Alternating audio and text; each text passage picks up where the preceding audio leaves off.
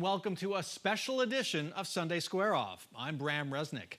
On today's show, what the Supreme Court justices said about Roe versus Wade last week, how the rollback of Roe could affect Arizona women and families, and what the court's decision could mean for next year's midterm elections. Joining us, two leaders on opposing sides of the abortion debate in Arizona. Cathi Herrod of the Center for Arizona Policy is the person most responsible for making it harder for Arizona women to get an abortion over the last decade. And Chris Love is board chair of Planned Parenthood Advocates. That's the advocacy arm of Planned Parenthood of Arizona, the state's leading defender of abortion rights. Before our guests step in, here are three things you need to know about abortion in Arizona. Arizona is rated as hostile to abortion rights, according to the Guttmacher Institute. 20 years ago, though, the state's abortion restrictions were rated as middle ground. As state laws got tougher, the abortion rate among Arizona women dipped 12% over the last decade. And Arizona has an anti-abortion law that is still on the books. It's as old as statehood, more than a century ago. If Roe is tossed out, that law could be enforced. Now let's bring in our guests. Cathi Herrod of the Center for Arizona Policy, joining us from Washington, D.C. Chris Love of Planned Parenthood Advocates is here in the Valley. Welcome to you both. Thank you. Thanks, Bram.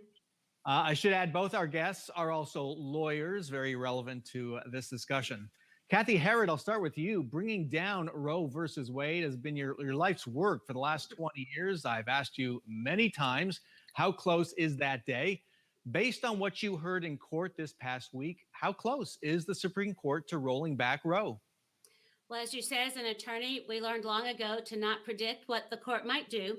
But I think we are as close as we've ever been to seeing a day when we see a Supreme Court decision that overturns, to quote the judges, the egregiously wrong decisions of Roe and Casey. And we will see a decision that is rooted in the text of the Constitution and that allows the lawmakers, the states, to determine abortion policy in each state. That's what I believe will happen between now and next June. So you think the court is going to throw it back to the states to come up with their own abortion laws? I think at a minimum, the court will allow Mississippi to enforce their limits on abortions after 15 weeks. I think that's fairly clear that as many as 6 of the justices will do away with what's called the viability rule and will allow states to do what Mississippi has done to regulate abortion, to not allow abortion past 15 weeks, to put a limit at 15 weeks, a time when we know that the unborn child can kick and move around, the unborn child can feel pain, very much a later stage of unborn children's development in the womb. I believe at least they will allow Mississippi's 15-week limit to go into effect. It's hard to imagine a scenario in which they allow the pre-viability regulation without at the same time also overturning Roe and Casey. They certainly could do that. They could do some kind of new standard. But what we're under now, the undue burden standard that decides many of these cases, as the Solicitor General for Mississippi said, it's the most unworkable standard in American law. And both courts and lawmakers need better guidance on how to address these issues. And we'll talk about what that means for Arizona in a minute. Chris Love, I want to get your take on what you heard this past week. Is this court case with a 6-3 conservative majority kind of a worst case scenario for Roe versus Wade? I don't disagree with Cathi in that. I believe that the court is going to take the opportunity to, at the very least, uphold the 15-week ban that is the subject of the Mississippi case, right? But I also believe that the arguments that were made with regard to respecting stare decisis, or what we commonly know as precedent, are going to have some value, especially with a couple of the conservative judges. So I believe that the viability test that is established by Casey will probably go away. I do believe that the judges will find a way to not necessarily overrule the undue burden test in and of itself, but they probably will kick that back to the states, as Cathi has said, and let each state decide how they would like to regulate abortion, and more importantly, where those regulations place an undue burden on folks seeking abortion. So you're both describing a brand new world. Chris, I want to stay with you on this. How has Planned Parenthood been preparing for this day? Well, I think that anyone who's paid attention knows that this is kind of the worst case scenario. And these are the things that we've been fighting against politically at the ballot, making sure that we're trying to support folks that are pro abortion and pro reproductive rights folks at the state level. And I think that that's what we'll continue to do. So we have an election coming up in 2022, and this decision will probably be decided right toward the end or right after the legislative session here is over. So we have an opportunity to make sure that we're putting people in place who will affirm abortion rights in the state of Arizona.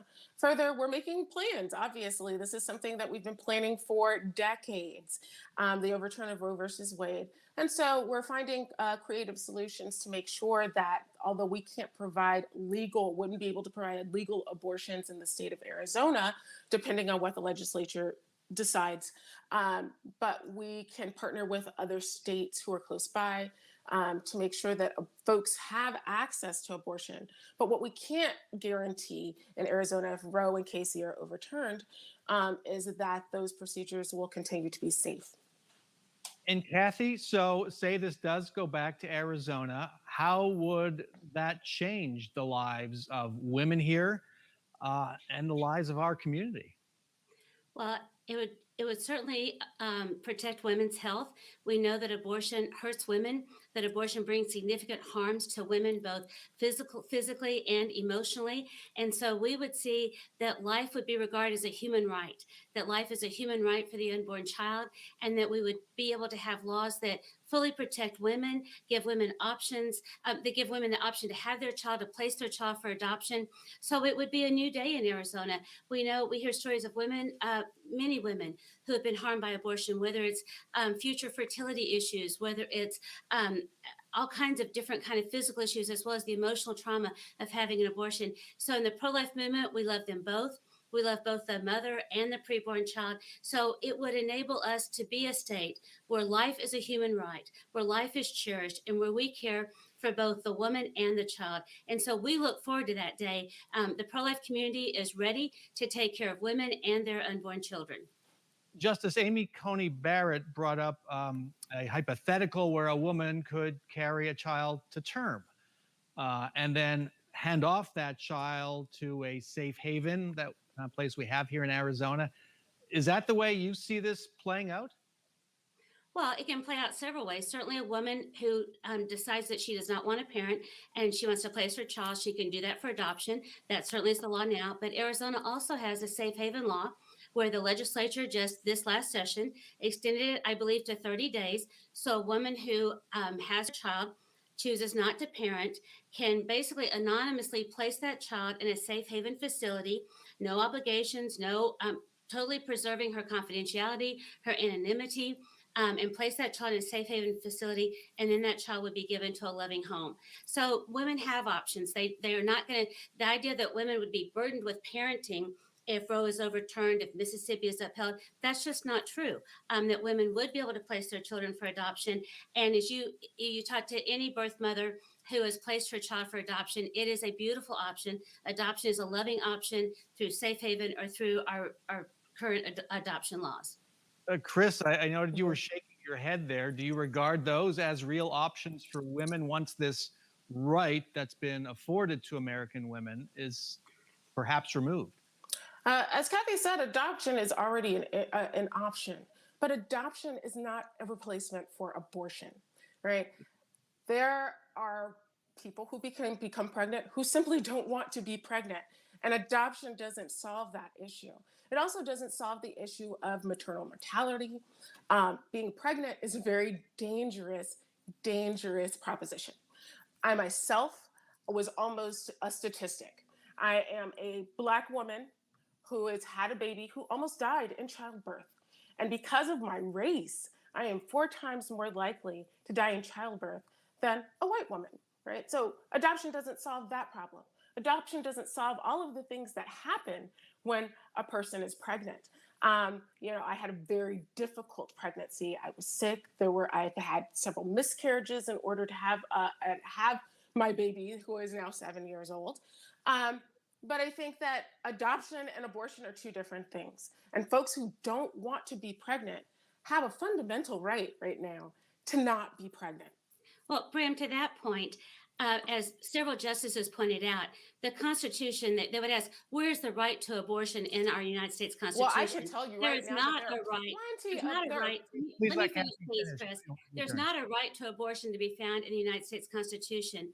And when the mother's life is in jeopardy, then every pro-life law, every law on abortion I've ever really looked at, there's an exception that if the life of the mother is endangered, then the mother is able to have the abortion. So that's even in our law in Arizona that pre-existed Roe versus Wade. So there are exceptions as far as if the life of the mother is endangered. So adoption is a loving option. And this is where we balance that this is still a life from the moment of conception. It's a human life that we just see the unborn child growing and developing. And so again, in Arizona, we want to love them both. Adoption is a viable option for many, many women, and we have seen that, but there is an exception for life of the mother. So let's make clear that we're not forcing any woman to choose between her life and the life of her child through Chris, the way abortion laws have been crafted.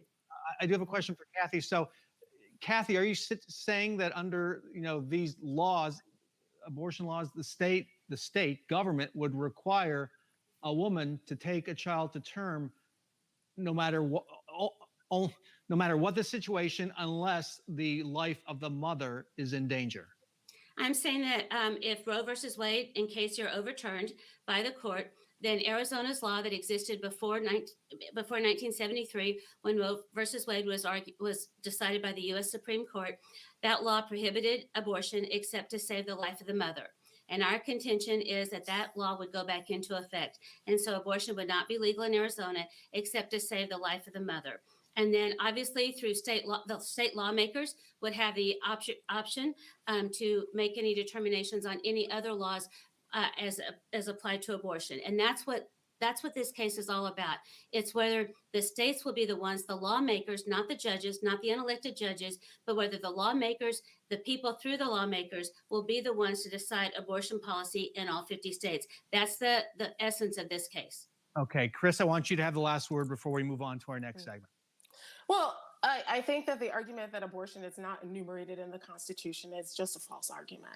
And I think, as Justice Sotomayor so aptly put, that judicial review in Marbury versus Madison was something that wasn't specifically spelled out in the Constitution. There are a lot of rights that we have that come from the penumbras of the Constitution by looking at the structure and how the rights should be observed. And so abortion is one of those. And right now we're dealing with the 14th Amendment liberty interest here.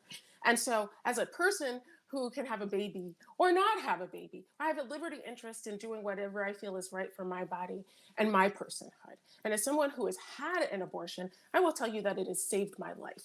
Right? I've had an abortion at 19 years old, and that allowed me to complete my undergrad degree. It allowed me to go to law school. It allowed me to choose the right partner to have a family with. It allowed me to raise the children who I did not biologically birth.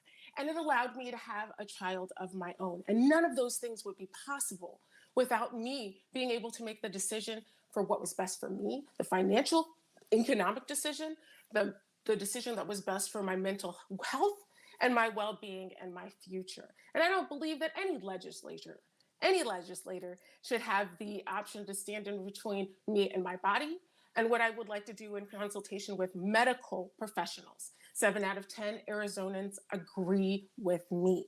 So the anti-abortion minority in the state is on the wrong side of public interest and on the wrong side of history, again. And we're going to have to pause our discussion there. We will keep it going in our next segment. When we come back, we'll continue our discussion on the future of Roe versus Wade with its impact on Arizona law and the midterm elections.